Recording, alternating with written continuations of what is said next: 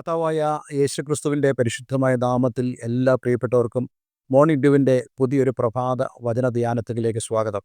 ഈ ദിവസങ്ങളിലൊക്കെ നമ്മൾ ചിന്തിക്കുന്നത് റോമാലേഖനം 8-ാം അധ്യായത്തെ ആസ്പദമാക്കിക്കൊണ്ട് ദൈവത്തിൻ്റെ ആത്മാവ് നമ്മെ എപ്രകാരം സഹായിക്കുന്നു എന്നുള്ളതാണ്. കഴിഞ്ഞ ദിവസം ഞാൻ നിങ്ങളോട് പറഞ്ഞതുപോലെ നമുക്ക് ആർക്കും തന്നെ തനിച്ച് ഒരു ആത്മീയ ജീവിതം ഈ ഭൂമിയിൽ നയിക്കുവാൻ കഴിയില്ല. അങ്ങനെ ആരെങ്കിലും ചിന്തിക്കുന്നുണ്ടെങ്കിൽ ദൈവത്തിൻ്റെ ആത്മാവിൻ്റെ സഹായമില്ലാതെ തന്നെ നമുക്ക് ഒറ്റയ്ക്ക് ആത്മീയമായി മുന്നോട്ട് പോകാൻ കഴിയുമെന്ന് ആരെങ്കിലും ചിന്തിച്ചാൽ അത് നടപ്പുള്ള കാര്യമല്ല. കാരണം കർത്താവ് യേശുക്രിസ്തു ഈ ഭൂമിയിൽ നിന്നും സ്വർഗത്തിലേക്ക് കരേറി പോകുന്നതിന് മുമ്പ് തൻ്റെ ശിഷ്യന്മാരോട് സംസാരിക്കുമ്പോൾ പരിശുദ്ധാത്മാവ് അവരുടെ അടുക്കിലേക്ക് വരുന്നതിനെക്കുറിച്ച് പരാമർശിച്ചപ്പോൾ യേശു പരിശുദ്ധാത്മാവിനെ വിളിച്ചത് കാര്യസ്ഥനെന്നാണ്, സഹായകനെന്നാണ്.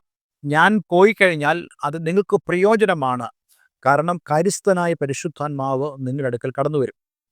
അപ്പോൾ കഴിഞ്ഞ ദിവസങ്ങളൊക്കെ നമ്മൾ ചിന്തിച്ചതായ കാര്യം, കർത്താവ് യേശുക്രിസ്തുവിനെ ഹൃദയത്തിൽ രക്ഷകനും കർത്താവും ദൈവമായി സ്വീകരിക്കുന്ന ഏതൊരു വ്യക്തിക്കും, അല്ലെങ്കിൽ ദൈവത്തിൻ്റെ മക്കളായിത്തീരുന്ന ഏതൊരു വ്യക്തിക്കും അതിന് മറുപടി എന്നോണം ദൈവം കൊടുക്കുന്ന ഒന്നാണ് ഈ ആത്മാവെന്ന ആദ്യ ദാനം, അല്ലെങ്കിൽ ആത്മാവിനെ നമുക്ക് നൽകുന്നത്.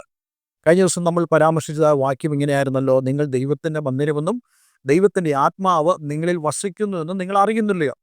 അപ്പോൾ നമ്മുടെ ഉള്ളിൽ ഈ ആത്മാവുണ്ട്. ആത്മാവ് എന്തിനു വേണ്ടിയാണ്? ചില ആളുകൾ ചിന്തിക്കുന്നത് ആത്മാവ് നമ്മളിൽ ദൈവം തന്നിരിക്കുന്നത് അന്യഭാഷകൾ പറയാൻ വേണ്ടി മാത്രമാണ് എന്നുള്ളതാണ്. അല്ലെങ്കിൽ ഞാനൊരു ആത്മീയനാണെന്ന് മറ്റുള്ളവരുടെ മുമ്പാകെ തെളിയിക്കാൻ വേണ്ടി അന്യഭാഷകൾ പറഞ്ഞ് കേൾപ്പിക്കാൻ വേണ്ടിയാണ് ദൈവം എനിക്ക് പരിശുദ്ധാത്മാവിനെ നൽകിയതെന്നാണ്. പക്ഷെ അങ്ങനെയല്ല. ദൈവത്തിൻ്റെ ആത്മാവ് നമ്മുടെ ഉള്ളിൽ വസിക്കുന്നതിൻ്റെ പ്രധാനപ്പെട്ട ഉദ്ദേശങ്ങളാണ് നമ്മൾ കഴിഞ്ഞ ദിവസം ചിന്തിച്ചത്. അതിൽ വളരെ പ്രധാനപ്പെട്ട കാര്യമാണ് വേണ്ടും പോലെ പ്രാർത്ഥിക്കേണ്ടത് എങ്ങനെയെന്ന് നമുക്കറിയില്ല. ആ സമയത്ത് ദൈവത്തിൻ്റെ ആത്മാവ് നമ്മളെ സഹായിക്കുന്നു, നമുക്ക് തുണ നിൽക്കുന്നു. എന്താണ് പരിശുദ്ധാത്മാവ് ചെയ്യുന്നത്? പരിശുദ്ധാത്മാവ് ചെയ്യുന്നത് ഉച്ചരിച്ചുകൂടാത്ത ഞരക്കങ്ങളാൽ നമുക്ക് വേണ്ടി പക്ഷവാദം ചെയ്യുന്നു. പക്ഷവാദം എന്ന് ഉദ്ദേശിക്കുന്നത് നമുക്ക് വേണ്ടി സംസാരിക്കുന്നു. ആരോട് സംസാരിക്കുന്നു? പിതാവായ ദൈവത്തോട് സംസാരിക്കുന്നു. അപ്പോൾ ഇതാണ് ദൈവത്തിൻ്റെ പരിശുദ്ധാത്മാവ് നമ്മൾ ചെയ്യുന്നത്. അപ്പോൾ എന്നെ കേൾക്കുന്ന പ്രിയമുള്ളവരെ, ഈ പരിശുദ്ധാത്മാവിൻ്റെ പ്രവർത്തനങ്ങളെക്കുറിച്ച് നമുക്ക് നല്ല ബോധ്യം ഉണ്ടായിരിക്കണം. ഇന്ന് നമ്മൾ സംസാരിക്കാൻ പോകുന്നത് 27-ാം വാക്യമാണ്. അവിടെ ഇങ്ങനെ വായിക്കുന്നു, എന്നാൽ ആത്മാവ് വിശുദ്ധർക്ക് വേണ്ടി ദൈവഹിതപ്രകാരം പക്ഷവാദം ചെയ്തതുകൊണ്ട് ആത്മാവിൻ്റെ ചിന്ത ഇന്നതെന്ന് ഹൃദയങ്ങളെ പരിശോധിക്കുന്നവൻ അറിയുന്നു. അവിടെ കൊടുത്തിരിക്കുന്ന ഒരു വാക്ക് വളരെ ശ്രദ്ധേയമാണ്, ദൈവഹിതപ്രകാരം. അതായത് നമ്മുടെ പ്രാർത്ഥന ദൈവഹിതപ്രകാരമായിരിക്കണം. മറ്റൊരു വീക്ഷണത്തിൽ പറഞ്ഞാൽ, ദൈവത്തിൻ്റെ ആത്മാവ് നമുക്ക് വേണ്ടി പക്ഷപാതം ചെയ്യാത്ത ഒരു സന്ദർഭത്തിൽ, അതും നമുക്ക് തനിച്ച് ദൈവത്തോട് പ്രാർത്ഥിക്കാൻ കഴിയുന്ന ഒരു സാഹചര്യത്തിൽ നാം എങ്ങനെ പ്രാർത്ഥിക്കണമെന്നുള്ളതിൻ്റെ സൂചനയാണ് ഇവിടെ നമുക്ക് കാണാൻ കഴിയുന്നത്. നമ്മൾ ദൈവഹിതപ്രകാരം പ്രാർത്ഥിക്കണം. നമ്മുടെ ഭവനത്തിലാണെങ്കിലും നമ്മുടെ മക്കൾ നമ്മോടൊരാവശ്യം പറയുമ്പോൾ അവർ ചില സന്ദർഭങ്ങളിൽ വളരെ കൺഫ്യൂസ്ഡ് ആകാറുണ്ട്. അതിന് പ്രധാനപ്പെട്ട കാര്യം, ഞാൻ ഈ ആവശ്യം പറയുന്നത് എൻ്റെ പപ്പയ്ക്ക് ഇഷ്ടപ്പെടുമോ? പപ്പയ്ക്ക് അത് അംഗീകരിക്കാവുന്ന ഒരു കാര്യമാണോ? അതുകൊണ്ട് മക്കൾ അങ്ങനെയുള്ള കാര്യങ്ങൾ അപ്പനോട് പറയാൻ മടിക്കാറുണ്ട്. പക്ഷേ അതേസമയം തന്നെ അപ്പന് ഇഷ്ടമുള്ള ഒരു കാര്യമാണെന്ന് ബോധ്യമായാൽ നമുക്ക് പറയുന്നതിൽ യാതൊരു പ്രശ്നമില്ല, ചോദിക്കുന്നതിൽ യാതൊരു പ്രശ്നമില്ല. ദൈവത്തിൻ്റെ വചനം നമ്മോട് പറയുന്നത് നമ്മൾ പ്രാർത്ഥിക്കേണ്ടത് ദൈവത്തിൻ്റെ ഇഷ്ടപ്രകാരമാണ്. അതായത് നമ്മൾ പ്രാർത്ഥിക്കാൻ പോകുന്ന വിഷയം ദൈവത്തിന് താല്പര്യമുള്ള വിഷയമാണോ? പലപ്പോഴും നമ്മൾ ദൈവത്തിൻ്റെ ഇഷ്ടം മനസ്സിലാക്കാറില്ല. ഈ വിഷയത്തിൽ ദൈവത്തിന് ഇഷ്ടം എന്താണെന്നുള്ളത് നമുക്ക് കണ്ടെത്തുവാൻ കഴിയാറുമില്ല. അതിൻ്റെ പ്രധാനപ്പെട്ട കാര്യം, ദൈവത്തിൻ്റെ ഇഷ്ടം നമ്മൾ മനസ്സിലാക്കുന്നത് ദൈവവചനത്തിലൂടെയാണ്. അതുകൊണ്ടാണ് ദൈവത്തിൻ്റെ വചനത്തിൻ്റെ വായന വളരെ ആവശ്യമാണെന്ന് പറയുന്നത്. പല ക്രിസ്ത്യാനികൾക്കും ദൈവവചനത്തിൻ്റെ വായനയെക്കുറിച്ച് വലിയ പ്രാധാന്യമൊന്നുമില്ല. അവർ സാധാരണയായിട്ട് ചെയ്യുന്നത് നമുക്കെല്ലാവർക്കും അറിയാവുന്ന പോലെ ബൈബിൾ എടുത്ത് കണ്ണടച്ച് തുറന്നിട്ട് ഒരു വാക്യം കണ്ടെത്തി അതങ്ങ് വായിക്കുക. അത് ഭക്തിയോട് വായിച്ചിട്ട് അവർ വിചാരിക്കുന്നത് ദൈവം ഞങ്ങളിൽ പ്രസാദിക്കുമെന്നുള്ളതാണ്. അങ്ങനെ ഉപയോഗിക്കാനുള്ളതല്ല ദൈവത്തിൻ്റെ വചനം. മറിച്ച് ദൈവത്തിൻ്റെ വചനത്തിലൂടെ നാം എന്താണ് അറിയുന്നത്? നാം ദൈവത്തെ അറിയുക, ദൈവത്തിൻ്റെ സ്വഭാവത്തെ, ദൈവത്തിൻ്റെ നേച്ചറിനെ നമ്മൾ അറിയുക. അങ്ങനെ അറിയുമ്പോൾ തീർച്ചയായിട്ടും നമ്മുടെ പ്രാർത്ഥനയിൽ അത് നമുക്ക് വലിയ സഹായമാണ്. കാരണം ദൈവത്തെ അറിഞ്ഞ് നമുക്ക് പ്രാർത്ഥിക്കാൻ കഴിയും. ദൈവത്തിന് ഇഷ്ടത്തെ കണ്ടെത്തി പ്രാർത്ഥിക്കാൻ കഴിയും. എന്നാൽ ദൈവത്തിൻ്റെ പരിശുദ്ധാത്മാവിന് വചനം വായിക്കേണ്ടതായിട്ടില്ല ദൈവത്തിൻ്റെ ഇഷ്ടം അറിയുവാൻ. കാരണം ദൈവത്തിൻ്റെ ആത്മാവ് എന്ന് പറയുന്നത് ദൈവത്തിലുള്ള ഒന്ന് തന്നെയാണ്. അതുകൊണ്ട് ദൈവത്തിൻ്റെ ആത്മാവ് നമ്മളിരുന്നു കൊണ്ട് ദൈവത്തിൻ്റെ ഇഷ്ടപ്രകാരം നമുക്ക് വേണ്ടി പ്രാർത്ഥിക്കുക, നമുക്ക് വേണ്ടി ജാഗരിക്കുക, നമുക്ക് വേണ്ടി പക്ഷപാതം ചെയ്യുക. ഇവിടെ മറ്റു ചില ആശയങ്ങളും എനിക്ക് നിങ്ങളോട് പറയാനുണ്ട്. അതിലേക്ക് നമുക്ക് കടന്നു വരണം. എങ്കിലും ഇതുമായി ബന്ധപ്പെട്ട 1-2 വാക്യങ്ങൾ നമുക്ക് ദൈവത്തിൽ വായിക്കാം. 1 യോഹന്നാൻ 5-ാം അധ്യായം അതിൻ്റെ 14 മുതൽ 15 വരെയുള്ള വേദഭാഗങ്ങൾ. അവൻ്റെ ഇഷ്ടപ്രകാരം നാം എന്തെങ്കിലും അപേക്ഷിച്ചാൽ അവൻ നമ്മുടെ അപേക്ഷ കേൾക്കുന്നു എന്നുള്ളത് നമുക്ക് അവനോടുള്ള ധൈര്യം ആകുന്നു. അതായത് അവൻ്റെ ഇഷ്ടം കണ്ടെത്തി, ഞാൻ നേരത്തെ പറഞ്ഞു, അവൻ്റെ ഇഷ്ടം നമ്മൾ മനസ്സിലാക്കണമെങ്കിൽ ദൈവത്തിൻ്റെ വചനം നമ്മൾ വായിക്കണം. ദൈവത്തിൻ്റെ വചനം വായിക്കാത്ത ഒരു വ്യക്തിക്കും ദൈവത്തിൻ്റെ ഇഷ്ടം മനസ്സിലാവുകയില്ല. അപ്പോൾ അവൻ്റെ ഇഷ്ടപ്രകാരം നാം എന്തെങ്കിലും അപേക്ഷിച്ചാൽ അവൻ നമ്മുടെ അപേക്ഷ കേൾക്കുന്നു എന്നുള്ളത് നമുക്ക് അവനോടുള്ള ധൈര്യമാകുന്നു. അപ്പോൾ നമുക്ക് ദൈവത്തോടുള്ള ധൈര്യം എന്താണ്? ദൈവത്തെ നമ്മൾ കേവലം അകറ്റി നിർത്തുകയല്ല, ദൈവം നമ്മോട് കൂടെ ഉണ്ട് എന്നുള്ളതായ വിശ്വാസത്തിലേക്ക് നമുക്ക് കടന്നു വരണമെങ്കിൽ ദൈവത്തിൻ്റെ ഹിതപ്രകാരം, ഇഷ്ടപ്രകാരം നമ്മൾ ചോദിച്ചെങ്കിൽ മാത്രമേ നമുക്ക് ദൈവത്തോടുള്ള ധൈര്യം വരികയുള്ളൂ. ഈ ധൈര്യം എന്താണ് സൂചിപ്പിക്കുന്നത്? ഉദാഹരണത്തിന്, നമ്മൾ നമ്മുടെ രാജ്യത്തിലായിരിക്കുക, നമ്മുടെ ഒരാവശ്യം നമ്മുടെ MLA കണ്ട് നമ്മൾ ആവശ്യപ്പെട്ടു എന്ന് കരുതുക. നമ്മൾ ആവശ്യപ്പെട്ട കാര്യം ചെയ്യാൻ തക്കതാണ്. അദ്ദേഹം നമ്മോട് പറയുകയാണ്, അത് ചെയ്യുന്നതിന് എന്നാ കുഴപ്പം, തീർച്ചയായിട്ടും 100% ഞാൻ അത് ചെയ്യാം എന്ന് പറയുമ്പോൾ നമുക്ക് അദ്ദേഹത്തെക്കുറിച്ചുള്ള ഒരു ഉറപ്പ് പ്രാപിക്കുക, നമുക്കൊരു ധൈര്യം ഉണ്ടാവുകയാണ്. എന്നിട്ട് നമ്മൾ മറ്റുള്ളവരോട് പറയുന്നു, എൻ്റെ വിഷയത്തിൽ MLA ഇടപെടാമെന്ന് പറഞ്ഞിട്ടുണ്ട്.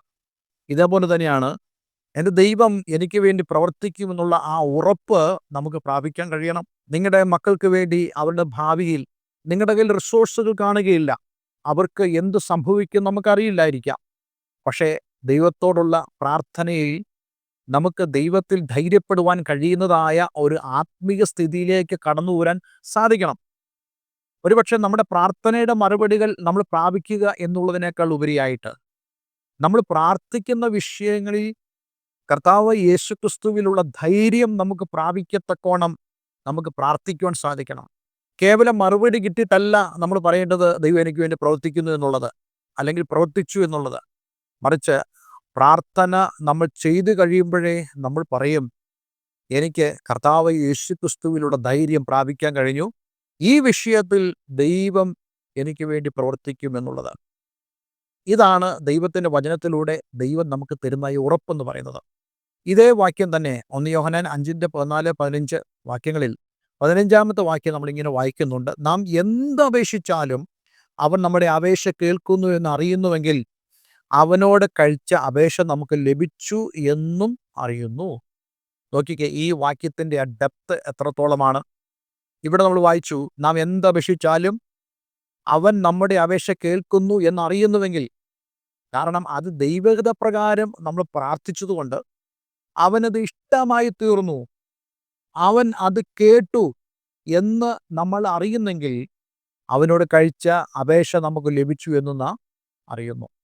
അപ്പനോട് പറയുന്ന ഒരു കാര്യം അപ്പന് ഇഷ്ടമുള്ള കാര്യമാണെങ്കിൽ അപ്പനത് സാധിപ്പിച്ചു അല്ലെങ്കിൽ സാധിപ്പിച്ചിരിക്കുന്നു എന്നുള്ള ആ ഉറപ്പ് പ്രാപിച്ച് സന്തോഷിച്ച് തുള്ളിച്ചാടുന്ന മക്കളെപ്പോലെ ദൈവത്തിൻ്റെ സന്നിധിയിൽ നമുക്ക് ഉല്ലസിക്കുവാൻ കഴിയും. നമ്മുടെ വിഷയങ്ങളുടെ നടുവിൽ നാം ദൈവത്തോട് ദൈവഹിതപ്രകാരം പ്രാർത്ഥിക്കുക എന്നുള്ളത്. ഞാൻ നിങ്ങളോട് പറയട്ടെ, നിങ്ങളുടെ ജീവിതത്തിൽ ഏത് വിഷയമാണെങ്കിൽ പോലും അതിനെ ദൈവഹിതപ്രകാരം ഉള്ളതാക്കുവാൻ നമുക്ക് സാധിക്കും. ഇപ്പോൾ ഉദാഹരണത്തിന് ഹന്നയുടെ പ്രാർത്ഥന, പഴയ നിയമത്തിൽ ശമൂവേലിന്റെ പുസ്തകത്തിൽ കാണാൻ കഴിയുന്ന ഹന്നയുടെ പ്രാർത്ഥന. ഹന്നയ്ക്ക് മക്കളില്ലായിരുന്നു. തൻ്റെ ഭർത്താവിൻ്റെ മറ്റൊരു ഭാര്യയ്ക്ക് മക്കളുണ്ടായിരുന്നു. മക്കളില്ലാത്തവളായ ഹന്നയെ മക്കളുള്ള പെനീന പരീക്ഷിച്ചു. അവൾ ദൈവസ്ഥനിൽ പ്രാർത്ഥിച്ചു. പക്ഷേ അവളുടെ പ്രാർത്ഥനയുടെ ആദ്യഘട്ടമൊന്നും ദൈവഹിതപ്രകാരമായിരുന്നില്ല പ്രാർത്ഥിച്ചത്. തീർച്ചയായിട്ടും അവളുടെ പ്രാർത്ഥന വളരെ ജെന്യൂനായ പ്രാർത്ഥനയാണ്. പക്ഷേ ആ പ്രാർത്ഥന ദൈവഹിതത്തെങ്കിലേക്ക് മാറിയില്ല. എന്നാൽ കുറച്ചു കഴിഞ്ഞപ്പോൾ അവളുടെ പ്രാർത്ഥന ദൈവഹിതത്തിലേക്ക് മാറുകയുണ്ടായി. എന്താണ് അവൾ പ്രാർത്ഥിച്ചത്? എന്തായിരുന്നു ദൈവത്തിന് ഹിതം? ദൈവത്തിന് ഒരു വിശ്വസ്ത പ്രവാചകനെ ആവശ്യമായിരുന്നു. അതായിരുന്നു ദൈവത്തിന് ഹിതം. അതുകൊണ്ട് അവൾക്ക് മക്കളില്ല എന്നുള്ളതായ വിഷയത്തിൽ മക്കൾക്ക് വേണ്ടി പ്രാർത്ഥിക്കുവാൻ അവൾ ദൈവസ്ഥലിൽ കടന്നു വന്നപ്പോൾ, അവളുടെ പ്രാർത്ഥന ദൈവഹിതത്തിന് വഴിമാറിയപ്പോൾ അവൾ ഉറപ്പോട് വിശ്വസിച്ചു, എനിക്ക് ദൈവം ഒരു മകനെ തരും. എന്താ സംഭവിച്ചത്? അതുതന്നെയല്ലേ സംഭവിച്ചത്? ദൈവം അവളുടെ ഗർഭപാത്രത്തെ തുറക്കുവാനിടയായി തീർന്നു. അതുകൊണ്ട് ഇന്നെ കേൾക്കുന്ന പ്രിയമുള്ളവരെ, നിങ്ങളുടെ പ്രാർത്ഥന വിഷയം ഏതുമാകട്ടെ, ആ പ്രാർത്ഥന വിഷയം ദൈവഹിതത്തിന് വഴിമാറിയാൽ ഒരു ഉറപ്പ് ഞാൻ നിങ്ങൾക്ക് തരാം. ഈ 1 യോഹന്നാന്റെ ലേഖനം 5-ാം അധ്യായം 15-ാമത്തെ വാക്യത്തിൽ പറയുന്നത് പോലെ, നാം അവനോട് കഴിച്ച അപേക്ഷ നമുക്ക് ലഭിച്ചിരിക്കുന്നു എന്നുള്ള ഉറപ്പ് നമുക്ക് പ്രാപിക്കുവാൻ സാധിക്കും. അങ്ങനെയുള്ള ഒരു ആത്മീയ ജീവിതത്തിലേക്ക് പ്രവേശിക്കുവാൻ ഇന്ന് ദൈവത്തിൻ്റെ പരിശുദ്ധാത്മാവ് നമ്മളോട് ആവശ്യപ്പെടുകയാണ്. അതുകൊണ്ട് ഇന്ന് ഈ വചനത്തിനു മുമ്പാകെ നമുക്ക് നമ്മെ തന്നെ സമർപ്പിക്കാൻ കഴിയുമാറാകട്ടെ. ഒരു നിമിഷം നമുക്ക് ദൈവത്തിൽ പ്രാർത്ഥിക്കാം. കർത്താവേ, എന്നെ കേൾക്കുന്ന പ്രിയമുള്ളവർ, അവർ ദൈവത്തോടുള്ള പ്രാർത്ഥനയിലും ദൈവത്തോടുള്ള ബന്ധത്തിലും ദൈവഹിതപ്രകാരമുള്ള ആ അവസ്ഥയിലേക്ക് കടന്നു വരുവാൻ നീ അവരെ സഹായിക്കണമേ. ഞങ്ങളുടെ ജീവിതത്തിൽ പലപ്പോഴും പല സംഭവങ്ങളും നടക്കുമ്പോൾ ഞങ്ങളുടേതായിട്ടുള്ള ഇഷ്ടങ്ങളെല്ലാം അതിനെ കാണുന്ന അനുഭവങ്ങൾ ഞങ്ങളുടെ ജീവിതത്തിലുണ്ട്. പക്ഷേ ദൈവഹിതപ്രകാരം ഞങ്ങളുടെ വിഷയങ്ങളെ ഞങ്ങൾക്ക് രൂപാന്തരപ്പെടുത്തുവാൻ കഴിയുന്നതായ ഒരു ആത്മീയ സ്ഥിതിയിലേക്ക് കടന്നു വരുവാനും ദൈവത്തിൻ്റെ മഹത്വം ഞങ്ങളിലൂടെ വെളിപ്പെടുവാനും അങ്ങിടയാക്കണമെന്ന് പ്രാർത്ഥിക്കുന്നു. പ്രാർത്ഥന കേട്ടവന് നന്ദി. യേശു ക്രിസ്തുവിൻ നാമത്തിൽ തന്നെ. ആമേൻ, ആമേൻ. ഇന്നത്തെ വചനം നിങ്ങളുടെ ജീവിതത്തിൽ വളരെ അനുഗ്രഹപ്രദമായി തീർന്നു എന്ന് ഞാൻ വിശ്വസിക്കുന്നു. ഈ സ്ക്രീനിൽ കാണുന്ന ഫോൺ നമ്പറിൽ ഞങ്ങളെ വിളിക്കുക. അതേ ദൈവത്തെ പ്രകാരം നമുക്ക് പ്രാർത്ഥിക്കാൻ കഴിയട്ടെ. God bless you all.